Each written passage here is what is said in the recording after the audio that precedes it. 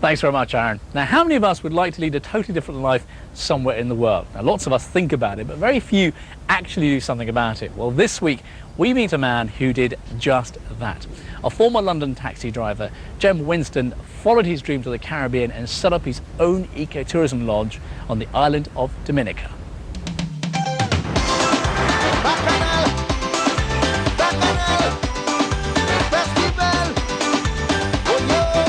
Dominica is so alive. And that's one thing I felt from the first day I arrived here. This land lives. Brand new. It changes shape with the earthquakes and the hurricanes and the mudslides, and you just feel that living vibe while you're here.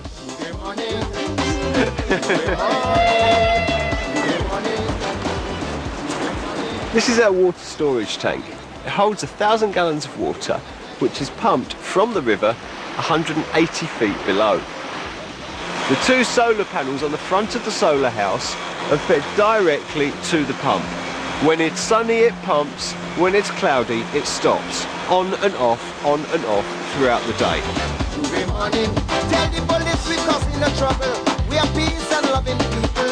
The most unique thing that Jem is doing here is working in conjunction with us to do education. And he's not just making power for himself, but he's also trying to transfer the knowledge of the technology to the local people so they can do it for themselves. I left school at 16 and started working in a bank in London. I knew I wanted more. I was looking, I'll tell you what it was, I was looking at the managers in my work, thinking, I don't want to be there. So I landed in Dominica, and I was in love. It was just the perfect spot, the place I'd always dreamed about. Everything that I could imagine was here.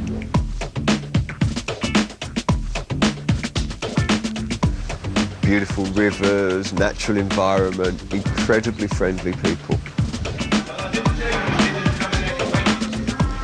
The dream of coming to Dominica became stronger and stronger.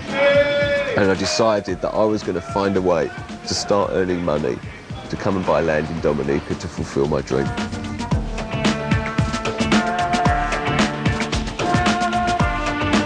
So I became a Hackney Carriage registered taxi driver. I loved it.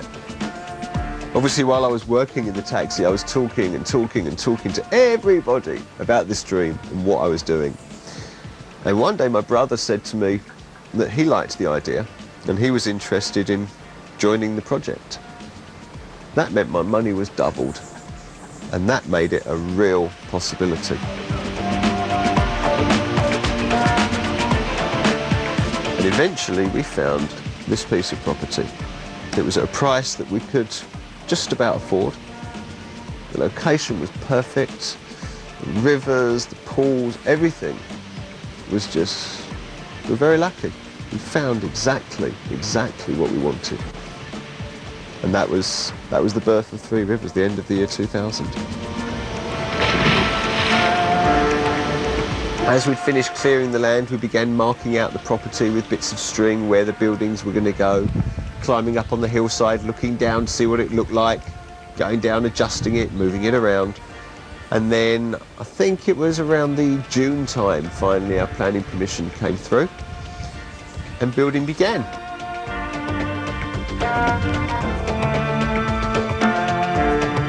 I guess most of it's just so natural and clean, and it's not so mainstream, I guess. It's kind of like off the beaten track a little bit. I decided when I came to Dominica that obviously being sustainable is an important aspect of life in Dominica, and so I made sure that Three Rivers followed that philosophy. This is the Three Rivers Eco Truck that has been retrofitted to run on used vegetable oil instead of diesel, which actually reduces harmful emissions by about 93%. And it also has stopped the local restaurants polluting the rivers who used to chuck their oil in the local rivers and ravines. Jem's role is really as a leader nationally. It's really remarkable that he's come in from the outside and taken on this major role in helping the country move on a sustainable course into the future.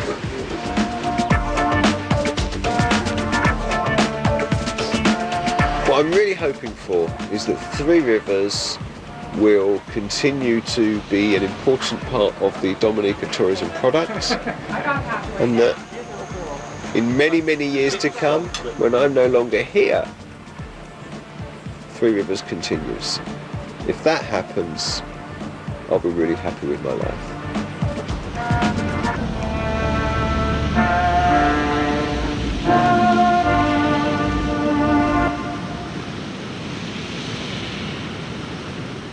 John Winston and his eco paradise in Dominica. Well, that's it for this edition of the program, but just before we go, a quick reminder that if there's anything you've seen in this week's program that you'd like to write to us about, the email address, as always, of course, is fasttracktravel@bbc.co.uk.